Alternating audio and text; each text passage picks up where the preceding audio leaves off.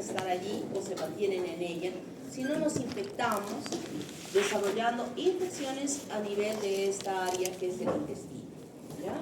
O sea que van a haber otras bacterias que pueden habitar en este lugar desarrollando enfermedades. Las infecciones producidas por las enterobacterias están asociadas a diferentes de ellas. Hemos estudiado a Escherichia coli como uropatógeno y también como enteropatógeno, pero ahora les vamos a mostrar en la práctica a aquellas enterobacterias que están relacionadas al desarrollo de diarreas, de enfermedades del tubo digestivo, y que vamos a volverla a ver también a Escherichia coli porque es parte de ella. Shigella, lo estudiamos ahora, Salmonella, los serotipos TIFI para TIFI A, B y C, y también la enteritidis, que es esta que está aquí. Yersinia enterocolítica, la vamos a ver en la próxima clase, no alcanzó el tiempo para ver y tampoco creo que alcance ahora. Yersinia pestis y pseudotuberculosa. Tuberculosa estudiamos en esta parte y pestis cuando estemos hablando de las infecciones zoonóticas. Aunque en realidad parte de algunas de estas yo voy a decir que es una zoonosis. Y Klebsiella también vamos a estudiar con las tres formas de ellas. Hemos conocido a Klebsiella pneumoniae, ocasionando infecciones urinarias, pero Klebsiella pneumoniae no solo produce infecciones urinarias, sino también infecciones respiratorias. Entonces, cuando hablamos de enteritis, nos referimos a un cuadro clínico específico que se traduce en la característica de la deposición que sea líquida, ¿no? Que no esté formada, que no esté pastosa, ni que esté bien formada, sino que esté líquida. Y esta diarrea, para hablar de diarrea, tenemos que ver que haya más de 3 presentaciones de ella en un día. Si yo hice una vez o si hice yo 2 veces durante el día de una deposición líquida, eso no significa diarrea. Diarrea es que sean de 3 o más que se desarrollen en un día, en ese momento hablamos de diarrea. Y estas, nosotros podemos diferenciarlas en infecciosas y no infecciosas. Y las infecciosas están relacionadas a la presencia de bacterias, de virus y de parásitos. Pero hay un porcentaje muy grande de diarreas que no son infecciosas y que son ocasionadas por una gran variedad de situaciones, incluso las psicológicas. Las intolerancias a la lactosa, las intolerancias el sprue tropical, el no tropical, las alergias al gluten. Es decir, hay una gran variedad de diarreas que no están dentro de este contexto. Entonces, absolutamente importante que se tenga que hacer la diferencia si estamos frente a una diarrea por bacterias, virus o hongos o parásitos, o si estamos frente a una diarrea que no tiene origen infeccioso. Esto es muy importante porque de ello dependerá el tratamiento correcto que vamos a emplear para solucionar el problema. O estar confundiéndome en una que no es infecciosa y simplemente por costumbre le damos tratamientos con terapias antimicrobianas. Y esto ya no solamente el estudio de que vamos a hacer, y que sí, ya estoy ya más entusiasmada en que ustedes hagan su investigación formativa sobre el mundo, la microbiota intestinal versus enfermedades o versus salud. Ese va a ser el estudio de investigación formativa que me lo tienen que presentar ahora en esta segunda fase. Y ahora no tanta en realidad, porque es algo nuevo que se está investigando, que se está estudiando sobre este aspecto, y estas terapias antimicrobianas pueden alterar este mundo microbiano intestinal, y esta alteración puede traducirse en enfermedades. Entonces, ahora más que nunca que se está investigando y se está aprendiendo más, y el uso de la terapia antimicrobiana tiene que ser muy bien aplicada, y para hacer una aplicación correcta del tratamiento tiene que ser muy bien diagnosticada. Y de esa manera estaremos ayudando al paciente a resolver el problema que tiene y ayudándole a prevenir otras enfermedades que se pudieran producir porque alteramos este mundo microbiano que convive con nosotros. Entonces empezamos con Shigella. Shigella es un bacilo gram negativo y aquí existen 4 especies muy importantes: Dysenteriae, Flexneri, Boidi, Somnei, y de ellas la más importante es Shigella dysenteria. Y en su metabolismo son poco sacarolíticas, carecen de glicina descarboxilasa. Aquí vamos a tener K sobre N en el tubo de Elia. No producen gas, no fermentan lactosa, y ya estaremos viendo que el TSI va a ser K sobre A y la placa de McConkey va a ser de color beige, ¿verdad? Entonces estos elementos los vamos a distinguir ahora, que son muy parecidas a la siguiente bacteria que vamos a estudiar, excepto en un precipitado de sulfuro de hidrógeno que se presenta con Salmonella típica, pero las demás características son similares. Esta es la bacteria, son fíbricas, no tienen flagelos, no tienen movilidad propia mediante un flagelo, pero sí tiene otros elementos. ¿Cuáles son los agentes de patogenicidad? Antígenos plásmidos de invasión, IPAD.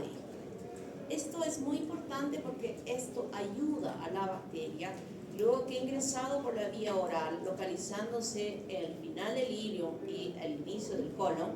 Hasta allí llega la bacteria a colonizar, a ubicarse en este lugar, permitiéndole este antígeno importante a penetrar dentro de la célula.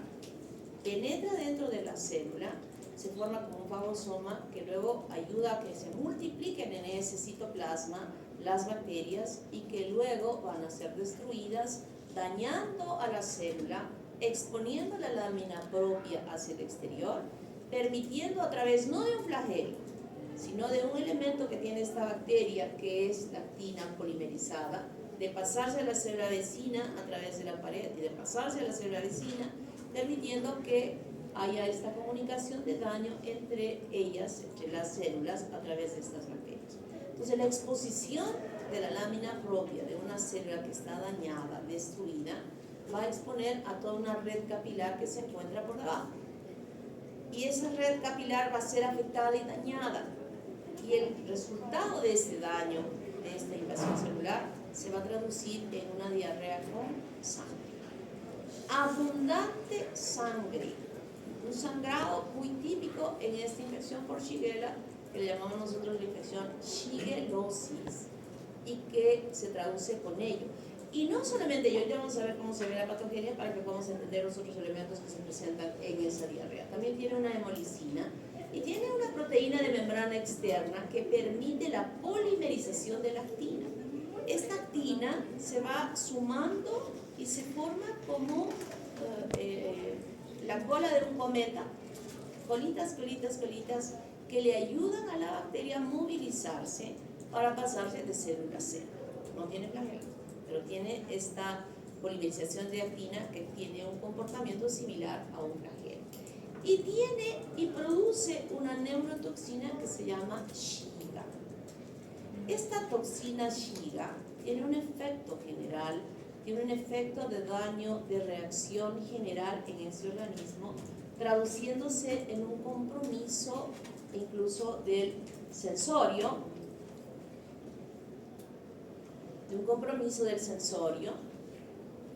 que se traduce clínicamente en este aspecto de daño. O sea, nosotros vemos un paciente con un síndrome disentérico producido por esta bacteria y vamos a ver a un paciente que se denota enfermo, tóxico, con las ojeras, febril, con una expresión de que está enfermo. Creo que ya podemos, si ustedes extrapolan en lo que estoy mencionando, sí podemos reconocer una cara de enfermo, ¿verdad? Esa es la cara de un paciente que tiene esta infección. Y lo reafirmo desde el momento en que voy a mencionar lo siguiente, que existe un parásito, un protozoario, que produce este mismo cuadro clínico que muestra diarrea con mucha sangre y mucho moco, que se llama la entamoeba histolítica. Pero la entamoeba histolítica no produce esta toxina. Entonces la fascie de ese paciente que viene caminando perfectamente y se sienta a la consulta y les decimos, señor, ¿por qué viene? Entonces nos va a decir, vengo porque estoy con diarrea que tiene mucha sangre y mucho moco. En cambio a nuestro paciente que estamos estudiando ahora, va a entrar por la puerta doblado, con una cara de que está enfermo, y le decimos, señor, ¿qué tiene? Ya estamos viendo cuando una persona tiene fiebre, los ojos se inyectan hasta rojos, ¿verdad? O sea, es la forma de expresión de la fiebre. Y está doblado, está entrando doblado porque le duele el abdomen y nos dice que está con diarrea, con moco y sangre. Entonces ya, de solo ver cómo entra, de solo ver su expresión, nosotros podemos ya diferenciar estos dos agentes que están desarrollando el mismo cuadro, y obviamente el tratamiento va a ser tremendamente diferente para uno y para el otro. Estoy hablando de algo que va a suceder cuando estén en su pueblo. No hay laboratorio, no hay microscopio para identificar el trofozoito de la entamoeba histolítica, pero sí ese cuadro tóxico que muestra este paciente. La dosis del inóculo para desarrollar la infección, 10 bacterias son suficientes para que ya pueda iniciarse el proceso. De 10 a 200, mínimo. Imagínense, poquitito. Una pintadita, ni siquiera una pintadita, una contaminación, pero extremadamente pequeñísima, ya puede desarrollar la infección.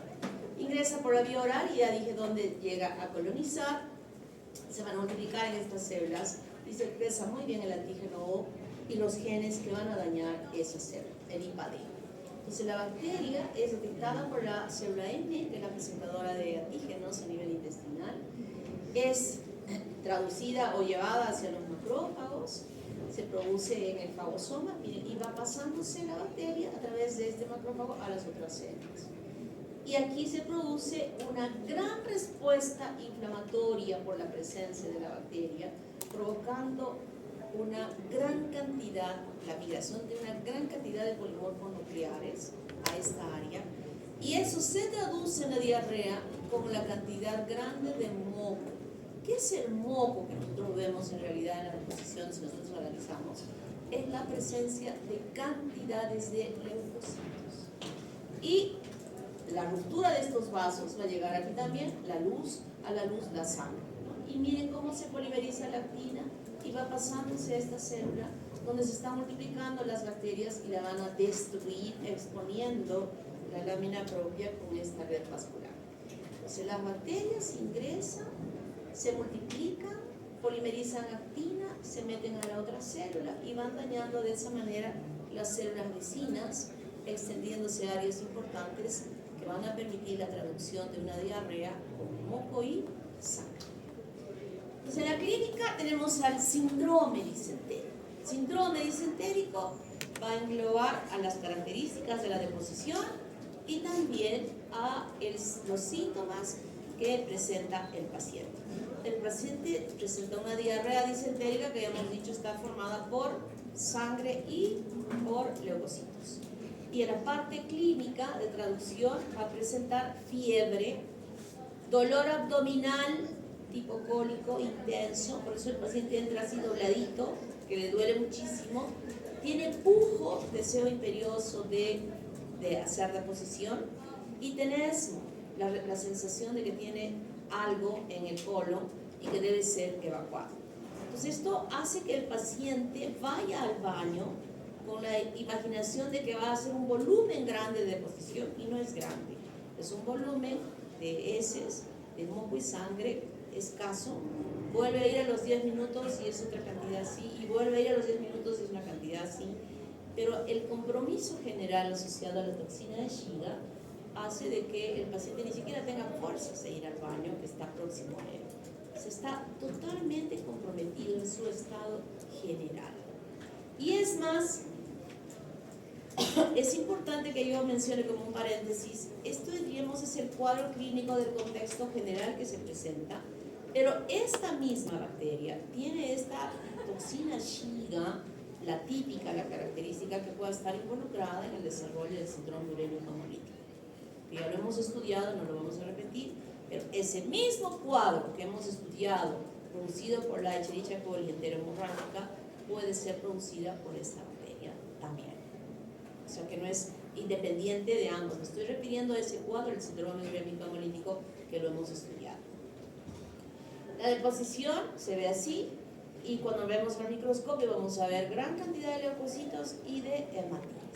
Cantidades incontables de ellas en la lámina. Y en el diagnóstico, como para repetir, creo que ya lo mencioné, pero quiero ratificar esto, que cuando una persona tiene diarrea, lo he dicho en la primera clase, es importante determinar si es infecciosa o no es infecciosa. O sea, las dos situaciones. Y eso nos va a ayudar muchísimo el estudio de las heces.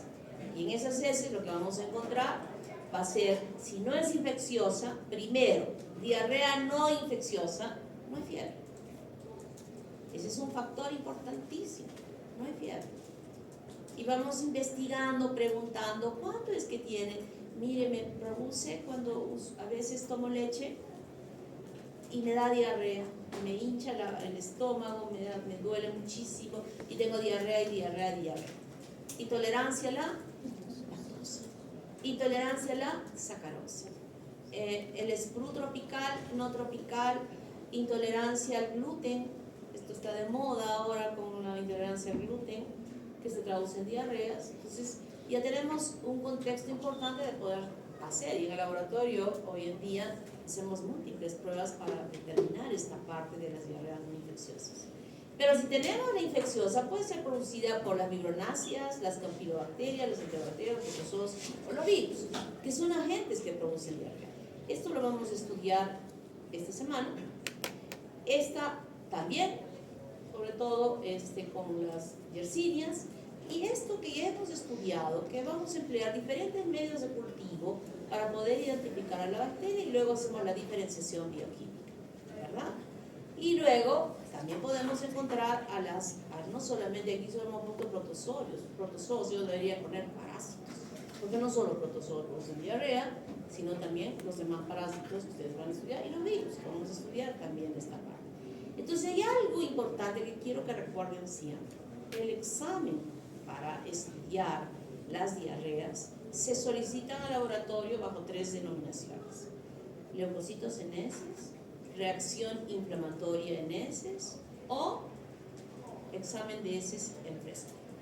Las 3 cosas que nos diga la orden implica que nosotros debemos evaluar esas heces dentro de los 20 minutos de haberse producido la evacuación. ¿Por qué? Porque los protozoos, que tienen 2 formas de identificación en las heces, que pueden ser como trofozoitos, que son las células vegetativas, las que se multiplican, o los quistes, que son las otras 2 formas, es la otra forma. Los trofozoitos eclosionan, revientan, desaparecen dentro de los 20 minutos de haber salido de su hábitat, que es el intestino. O sea, cuando están fuera, en esas heces, en los 20 minutos ya no encontramos nada y podemos estar dando un resultado negativo, errado, de algo que sí estuvo. Por eso es que es importante este examen de hacerlo, ¿no? Entonces aquí encontraremos quistes, trofozoitos, huevos, gusanos, todo lo que pueda producir diarrea en las personas. En cuanto a los virus, igual hacemos ese examen de heces en fresco y no encontraremos nada. No hay leucocitos, habrá uno. No hay hematíes, o habrá uno. Y decimos, no leucocitos, no hematíes, no quistes, no trofozoitos, no huevos, no gusanos. Y el médico recibe la muestra de su niño. Generalmente los niños tienen diarreas por virus. No tiene nada, pero tiene fiebre. Igual, infección intestinal viral. Tratamiento rehabilitación.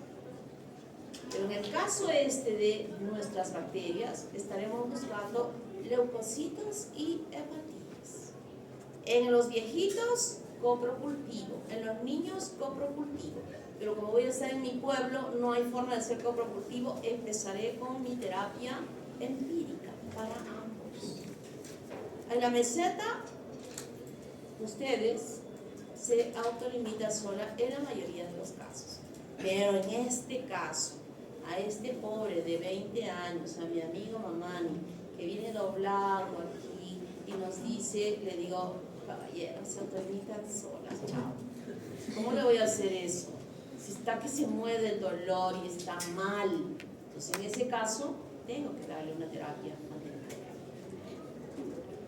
Y utilizaremos, en el laboratorio vamos a usar vamos a usar McConkey, vamos a usar SS y MB.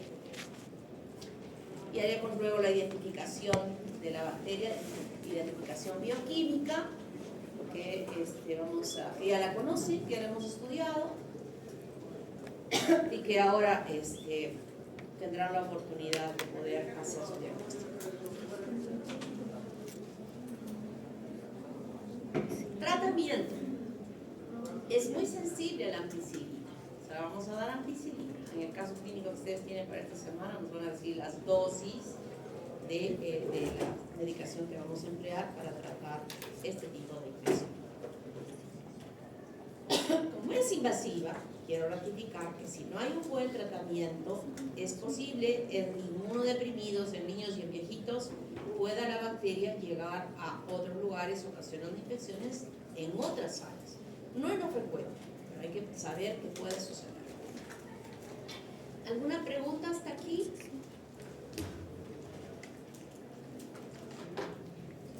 Esta semana, ya sé que el sábado van a estar festejando ahí en Católica, ¿no? Y también van a ir a acompañar a sus compañeros que van a representar a la facultad en el campeonato que va a haber en el colegio médico. Lamentablemente se han juntado dos cosas, pero ustedes han presentado su equipo, ¿no? ¿Sí? ¿Qué equipo? ¿Sí? ¿Estás en el equipo que has escogido? Qué bueno. Va a haber vóley y fútbol. Así es que voy a procurar, voy a hacer la gestión de ir en el bus de la Católica, llevar a los dos equipos y apenas terminan, llevarlos a Católica. Voy a procurar hacer eso, ojalá que se haga esa gestión, porque tampoco los quiero dejar allá, porque yo sé que es muy peligroso.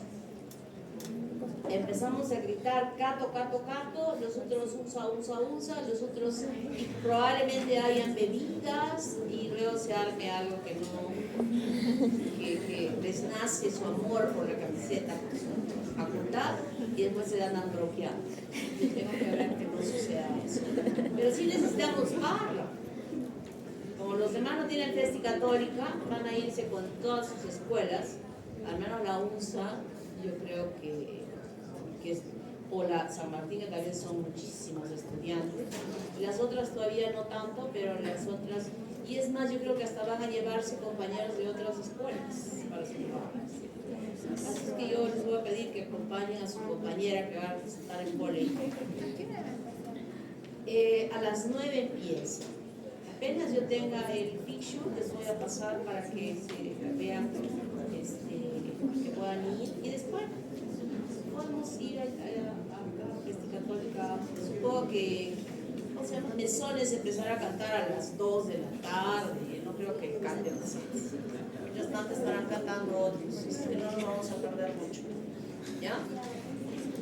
Y ojo, también me he enterado que el Galenito están invitando a otras universidades. Ya he hablado con la delegada del último año y le he dicho que eso es solo para los chicos del último año. Para ganar dinero para su fiesta de promoción venden de todo, y entre eso licor, cervezas, y eso ahí se puede armar una terrible. Así es que yo no sé por qué, asumo que quieren ganar plata, que quieren ganar más, pero no lo voy a permitir. No lo voy a permitir. No puedo correr el riesgo de que pueda suceder alguna desgracia. Así es que ya está advertida la delegada. Voy a tener la precaución de volver a llamar a la encargada. Dice que es un grupo que está encargado. Y ya he visto la invitación para las otras universidades. O sea que a mí no es un cuentito, está ahí la invitación. ¿Ustedes sabían de eso? No puede ser. No puede ser. Así es que tengo que cuidarlos. Pero al final yo iba a llegar a este punto con ese preámbulo. Chicos, es un montón. Es un montón de bacterias que tenemos que hacer en esta fase, y todavía vamos a empezar con los virus. Así es que no hay tregua. Con el sábado se divertirá, y el domingo y así el domingo.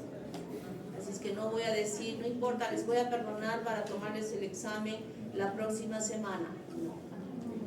No me va a alcanzar el tiempo. No les va a alcanzar el tiempo a ustedes para estudiar. Entonces, el domingo, a leer, y vayan avanzando en el transcurso de los días. Por favor. Es un montón. Es cantidades de cantidades. Esta semana vamos a hacer como 8 materias. Si las 8 las dejo para la siguiente semana, más las otras 8. Así es que Salmonella. Salmonella, hay varios serotipos y dentro de ellos están algunos que son patógenos para el ser humano y otros que ya se han adaptado dentro de la Salmonella a diversos animales que conviven con ellos y que nosotros no podemos infectar de ellos. Salmonella typhi se considera que es una zoonosis porque se ha adaptado en la gallina y se ha adaptado en el cerdo y podemos contaminarnos de ellos. Y aquí se ha diferenciado a estos tipos: Paratyphi A, Paratyphi B, Paratyphi C y Salmonella typhi y Salmonella enteritidis, que son, diríamos, los más importantes relacionados a la patología en el ser humano. Tienen flagelos perítlicos, o sea, tienen una gran movilidad, no forman esporas, son anaerobios facultativos, son bacilos muy finitos, flaquitos, vamos a ver si lo podemos ver al microscopio. Poseen resistencia a las sales biliares, fermentan glucosa, no fermentan lactosa. En el TSI se ve K sobre A, pero hay un precipitado de hidrógeno sulfurado negro que hace la diferencia frente a Shigella, que no lo tiene. Reduce nitratos, son catalazo positivos, oxidasa negativos y, como dije, no fermentan lactosa. ¿Qué componentes tiene en su estructura esta bacteria como elemento de patogenicidad muy importante? Antígeno capsular. Este antígeno capsular incluso le da este titulito ahí, decir antígeno B. Proteínas flagelares, el OS, muy importante, que ayuda justamente a determinar estos serotipos que había mencionado yo conjuntamente con el flagelo, es decir, Paratyphi A, Paratyphi B, Paratyphi C o typhi o enteritidis. Esa es la característica que tiene. Tiene flagelos perítlicos. Enteritidis produce un cuadro, como vamos a estudiar, digestivo, traducido a diarrea, mientras que typhi Paratyphi provoca infecciones entéricas generalizadas. O sea, no solo se localizan a nivel del intestino, sino en forma general. En la patogenia necesitamos de 100 bacterias a más que estén contaminando alimentos o agua para que pueda desarrollarse la infección. Invaden la mucosa y luego que han invadido la mucosa se meten en su carrito, que es el macrófago. Y a través de este macrófago, que permite inicialmente esta respuesta inflamatoria importante a nivel de la lámina propia, donde en este caso invade ilio terminal, ese es el lugar que le encanta a esta bacteria, y allí, ustedes recuerdan en histología que la doctora Dita les ha explicado, están las placas de Bayer, ¿verdad? Que son nódulos linfáticos que se ubican a ese nivel y que van a permitir que haya una infartación de estos nódulos linfáticos que se encuentran ahí, y cuando no hay buen tratamiento, incluso pueden dañarse las células de revestimiento, comprometen estas áreas y provocan úlceras importantes que pueden sangrar, como vamos a ver en una imagen. El hipopolisacárido ya sabemos que es la endotoxina de la bacteria, y en el caso de Salmonella enteritidis produce una toxina que se comporta como la aquella que habíamos estudiado en activar al AMP cíclico para la eliminación de agua y electrolitos, traduciéndose en diarrea. Entonces, para entender mejor esta patogenia de la Salmonella typhi, la bacteria ingresa, como dije, con alimentos contaminados o con agua contaminada, y es presentada a la célula M. Esta célula M permite el ingreso de la bacteria, donde está fagocitada por un macrófago. Hay una gran migración de células de linfocitos B que van a tener una respuesta importante en el diagnóstico cuando queramos investigar aquellos anticuerpos que se formen frente al antígeno O al antígeno H, evaluados en un examen que vamos a evaluar. Y también leucocitos. Aquí se infarta estos nódulos linfáticos que habíamos dicho de las placas de Bayer, y luego estas celulitas van a empezar a migrar, a desplazarse dentro de los macrófagos para llegar hasta el hueso, la médula del hueso, para llegar al vaso, donde hay un crecimiento del vaso. En el cuadro clínico evaluamos que hay una esplenomegalia, se va al hígado provocando una hepatomegalia, y un lugar que le encanta y le fascina es meterse en la vesícula biliar. Y si es que en esa vesícula biliar además hay cálculos, aunque hay un estudio que hicieron que dijeron que la bacteria estaba implicada en el desarrollo de cálculos de la vesícula biliar. Yo creo que es al revés, o sea, que en esos cálculos se favorece la estancia de la bacteria a nivel de la vesícula biliar. No creo que la bacteria pueda tener implicancia en el desarrollo de cálculos de la vesícula biliar.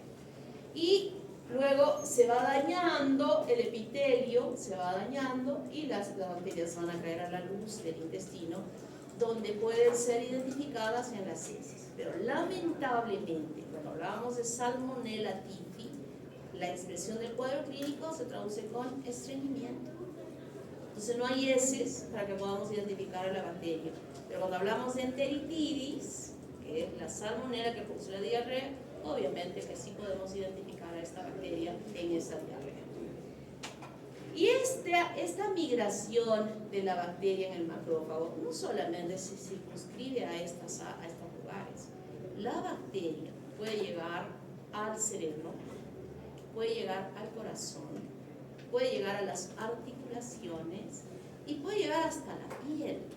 Y en la piel hay una característica que se da, que no es siempre en todos los pacientes, sino hay la suerte de poder encontrar en la piel con lesiones maculopapulares pequeñitas, chiquitas, rojas, que cuando nosotros estamos examinando al paciente le preguntamos, ¿esto que tiene acá lo tenía antes?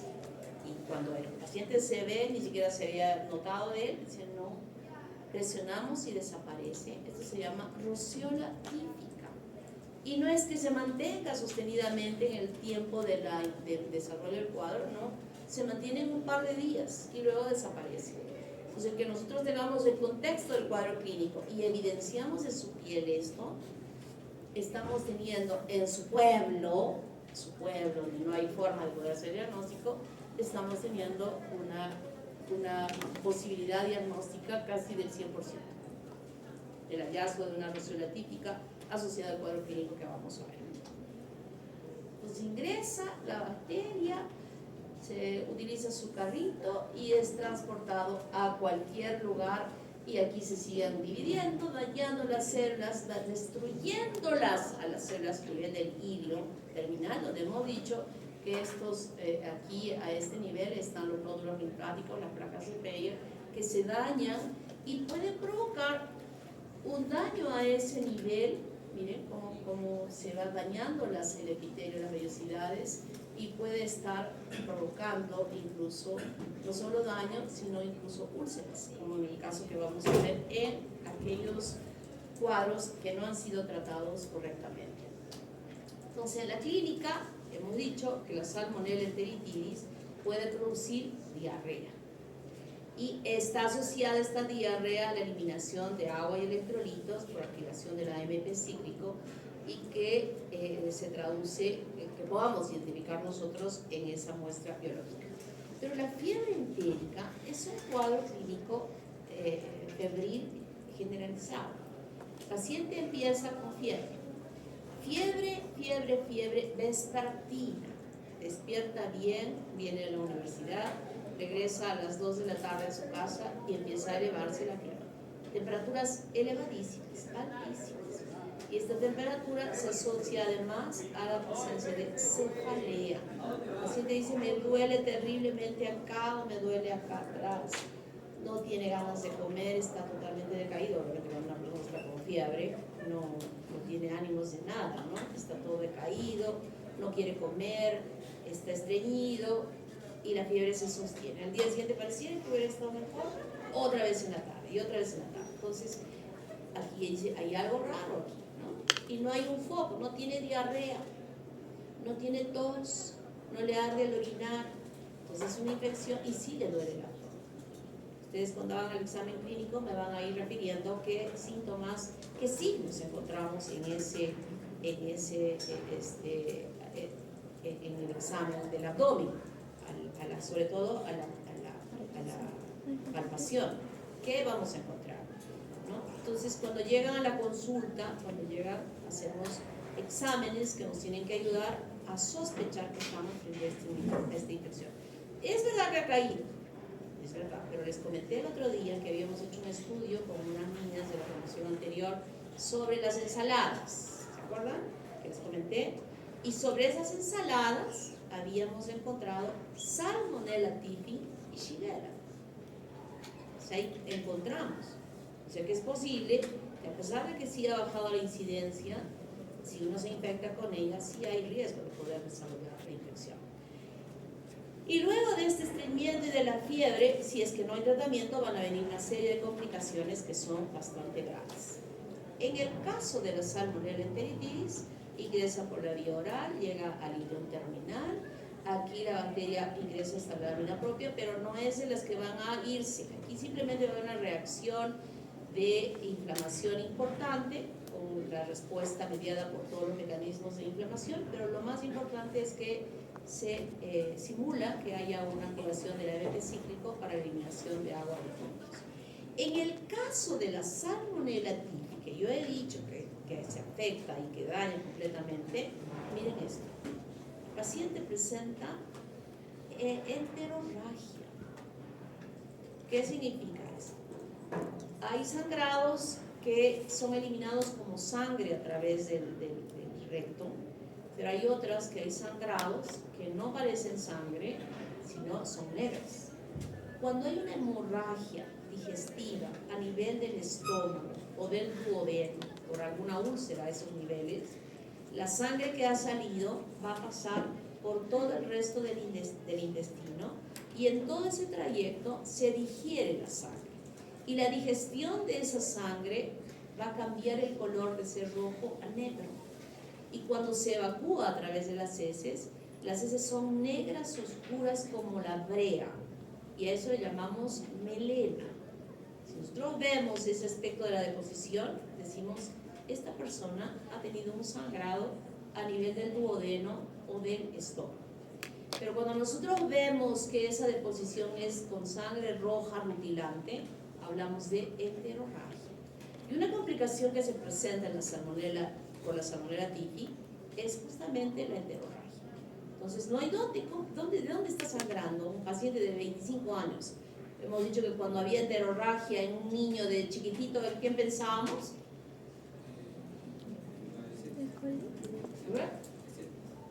¿En qué pensamos? En un niño chiquito que tenga unos 2, 3 años que tenía enterorragia.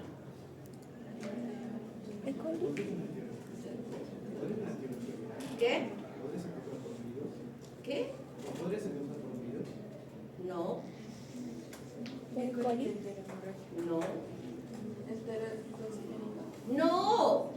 Hemos estudiado el semestre pasado. Enterorragia roja rutilante, sangre roja rutilante.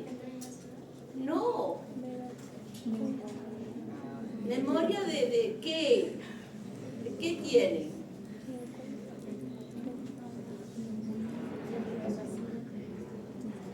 Niño de 2 años de edad, prematuro. Chise, a ver, habla. ¿Qué? A ver, niño. Bien, divertículo de Merkel. Todo se asocia. Todo lo que aprenden se tiene que ir sumando para un diagnóstico diferencial. Muy bien, muy bien. ¿Me recuerdas para anotarte la próxima clase? Que no he traído en mi cuaderno. Muy bien. Pero si a este que está con fiebre, empieza a sangrar, que fue diagnosticado por Salmonella typhi, pero que recibió un tratamiento incompleto, incorrecto, complicación.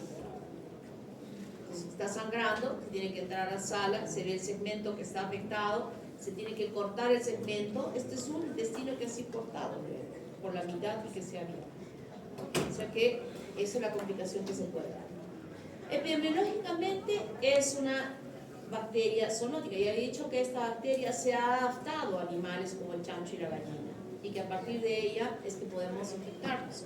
Y se aloja y puede adaptarse, ojo, así como se adaptó en el intestino del cerdo y de la gallina, de las aves, también puede adaptarse al humano alojándose en la vesícula biliar.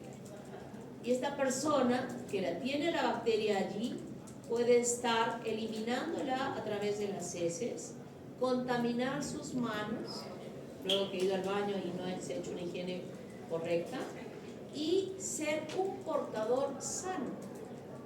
O sea, es un foco infeccioso para la persona. Esto es lo que se hace, por ejemplo, obviamente cuando es un portador sano, se puede identificar en las heces. Entonces, la municipalidad tiene la responsabilidad de hacer este estudio con los restaurantes, con los cocineros. O sea, van y le dicen, tienen que ir a hacer su muestra de coprocultivo, y la municipalidad tiene su propio laboratorio que va haciendo estos estudios progresivamente en los restaurantes que hay en la ciudad para protegernos a quienes vamos a comer a los restaurantes de que no nos vayamos a infectar con esta bacteria. Esa es de la responsabilidad. Doctora, ¿también no sería bueno en los comedores de los niños en los colegios? Cuando hay comedores, hay personas que se encargan de los comedores. Debería hacerse en los comedores populares, por ejemplo, ¿no? Debería extenderse a hacer todo este estudio. De repente lo hacen, no lo sé, pero debería extenderse todas aquellas personas que manipulan alimentos a hacer este estudio de que pudieran ser portadores sanos de esta infección. Entonces el cerdo y la gallina son portadores de esta bacteria sin que les afecte a ellos la infección. ¿Se acuerdan de la cloaca? Les dije, miren, la cloaca es un área donde está integrada la parte genital, urinaria y rectal. Y cuando ustedes han ido a comprar gallinas, su mamá les ha dicho, vayan a comprar una gallina al mercado, seguro que les saben comprar una gallina. ¿Cuál es la característica de la gallina? ¿Ah? Es más chiquita que el pollo, ¿no? Y cuando está abierta así nos están mostrando, porque la parte huevitos, ¿no? Chiquititos de todos los tamaños, unas bolitas amarillas. Estas bolitas amarillas van a caer a esta cloaca, donde el mecanismo de formación del huevo las va a cubrir con la cáscara del huevo para que luego sea expulsada por el orificio que tienen hacia el exterior. Pero si la bacteria tiene en su intestino, esta bacteria podría estar introduciendo dentro de ella a la bacteria, ¿no? Es una forma. Y en el caso del cerdo, la carne cruda, no es que la misma carne la tenga, sino que en el momento del procesamiento de matar al cerdo, no decía, a ver, los intestinos los vamos a cuidar con guantecitos, los vamos a tirar para aquí. Eso no hay en los mataderos. O sea, se puede contaminar el tubo digestivo que han cortado y se ha lastimado con la carne, y la carne no se lava, allí no se lava, ¿verdad? Y cuando no está bien cocida la carne tipo arancota, cuando ven, cocinan tanto o sea, no lo digo porque se me ocurre, porque una vez me sirvieron y cuando corté, está bien doradita por dentro, por fuera la carne, pero cuando corté, el hueso tenía sangre. Entonces, no tenemos la certeza de que pueda estar muy bien preparada y que estemos comiendo lo correcto. O este señor que es portador sano, que puede estar manipulando los alimentos y que pueda contaminar. O el agua. El primer estudio epidemiológico que habíamos hablado al principio del curso ahora, justamente fue con una señora Mary, que no me acuerdo qué se apellidaba, donde se enfermó con salmonella en Inglaterra, donde antes, hace 800 años, y que hemos visto en las películas del oeste, están las casitas frente a frente y hay una callecita, y al medio de la callecita o a veces en los lados de las veredas hay una canaleta, donde la gente micciona, se popó en sus vacines y echaba allí, echaba agüita y la canaleta seguía llevando las deposiciones y todo lo demás. Y en esta señora que se enfermó se hizo un estudio, el primer estudio epidemiológico, se determinó que esto que se echaba llegaba a un lugar donde estaba el pozo que abastecía de agua a todo el pueblito donde estaba presente.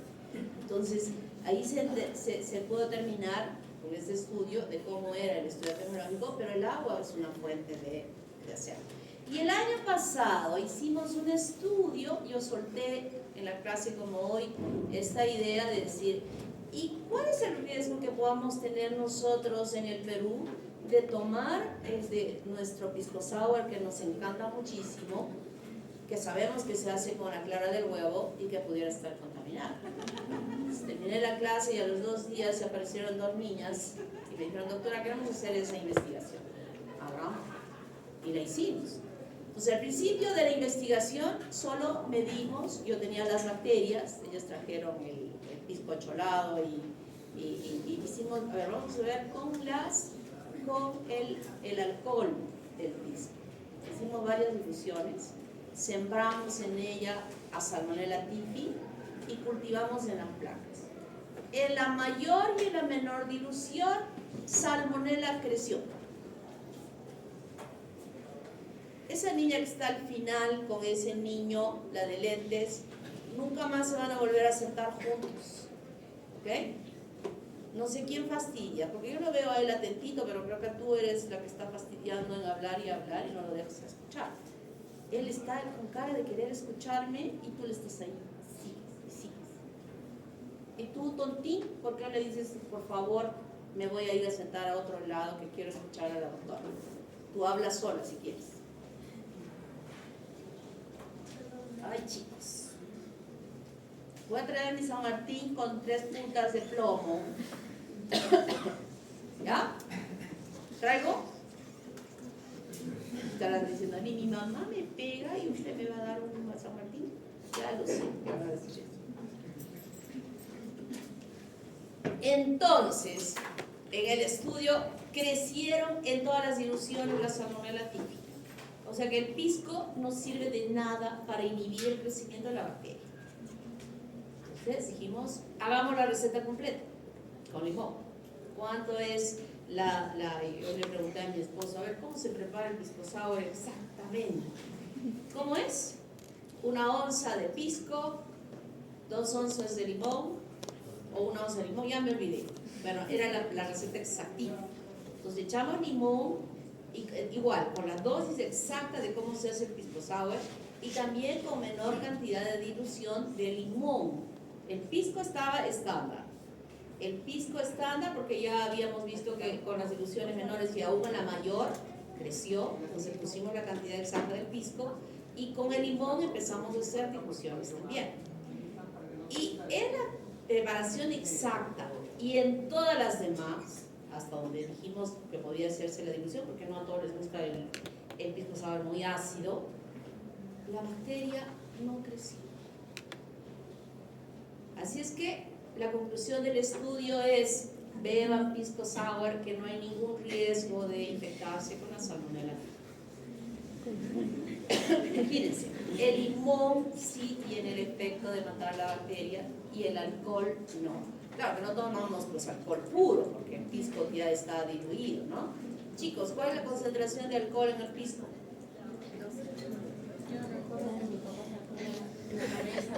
¿Cuánto es? ¿Cuánto?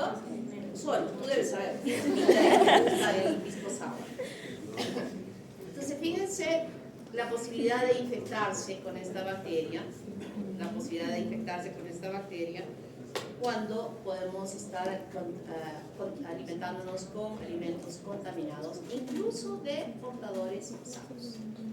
El diagnóstico de la enteritis lo hacemos a través del examen de heces en fresco por la presencia de leucocitos, y también hacemos un coprocultivo para identificar a la bacteria, cuya muestra la tenemos, que son las heces. Pero la fiebre tifoidea no es fácil. No es fácil, ¿por qué? porque el paciente tiene fiebre, dolor de cabeza, dolor abdominal, decaimiento, inapetencia, o sea, tiene todas las características generales. No podemos encontrar un lugar para poder obtener una muestra para estudiar. Y hacemos el hemocultivo, que es positivo dentro de las 2 primeras semanas de hacer el estudio, sin que se haya usado una terapéutica antimicrobiana. Ya recuerda lo que les he dicho, una sola dosis de terapia antimicrobiana que recibe el paciente, los estudios microbiológicos no van a servir. Entonces va a ser positivo dentro de las 2 primeras semanas que el paciente esté presentando el cuadro clínico, pero que no haya recibido ninguna terapia antimicrobiana. El bilicultivo lo hacemos para ese portador sano o para aquella persona que ha tenido el cuadro de tifoidea y que cuando uno alguna vez ha tenido tifoidea, cada episodio de la fiebre, el que no quiere comer, el que no desea, el que se siente mal, mínimo son 5 kilos menos. Cuidadito que estén queriendo infectarse en la práctica para bajar de peso.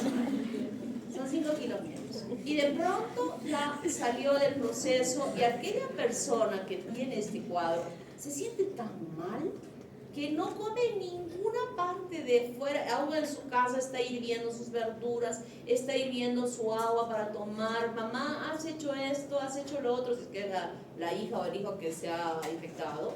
Sí, todo está perfecto. Y de pronto pasan 2 semanas y otra vez se siente mal. Fiebre y todo, mamá, ¿cómo tú? Solo he comido aquí, me he muerto de hambre en la calle, no he comido ni siquiera galletas. No puede ser. Entonces van otra vez donde el médico, y el médico lo primero que hace, ¿no?, es reñir. ¿Cómo es posible? Dice, se lo juro, no he hecho nada mal. Entonces rapidito se le prende el foco y dice, ah, no, puede estar que la bacteria se haya quedado en la vesícula biliar. Entonces para eso se hace un examen que se llama la cuerda encapsulada, que se le hace tragar una capsulita al paciente haciendo la medida desde la boca más o menos hasta el duodeno. Se hace la medida y esa capsulita tiene como una gasa amarrada, firme, que ya ya viene, si no es que lo preparamos, ya es para comprar, y se le hace tragar.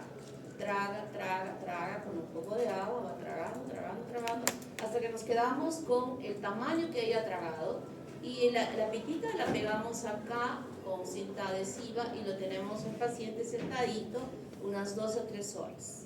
Y luego retiramos la pitita, retiramos, y esa puntita de la gasa ya lo colocamos en el medio del cultivo y cultivamos. Si encontramos a la bacteria en ese estudio del bilicultivo, inmediatamente vamos a indicar que se tiene que hacer una cirugía, una colecistectomía. Hay que sacarle esa vesícula porque es la fuente de la infección que está teniendo esta persona. El mielocultivo es el cultivo de la médula ósea. Esto es muy importante porque aún, ojo, habiendo recibido terapia antimicrobiana, podemos encontrar a la bacteria en la médula ósea. Y es una punción que se hacía acá en el esternón, muy traumatizante porque es una agujota así grande y el paciente de ver la aguja y les estaba desmayando. Ahora la hacemos en el cúbito ventral y se punza en el ilíaco. Claro, primero le ponemos anestésico al hueso, ¿no? O el hueso en la piel. Y el paciente dice, es como que me estuvieran partiendo mi hueso, porque es una agujota enorme, hay que romper el hueso. Se rompe el hueso para sacar, aspirar esta secreción serosanguinolenta que la cultivamos. Y ojo, no voy a volver a explicar, este mielocultivo es una forma de diagnóstico importante para múltiples microorganismos que vamos a obtener este estudio. No solo, ojo, hacemos el mielocultivo para cultivar, pero también podemos sacar esta médula ósea para hacer diagnósticos de leucemias, o de cánceres a nivel de la sangre. Es muy importante este diagnóstico. Puede encontrarse en el urocultivo, pero no es lo usual que nosotros hagamos, e incluso hacer biopsias hepáticas en situaciones donde a veces es difícil de poder hacer el diagnóstico.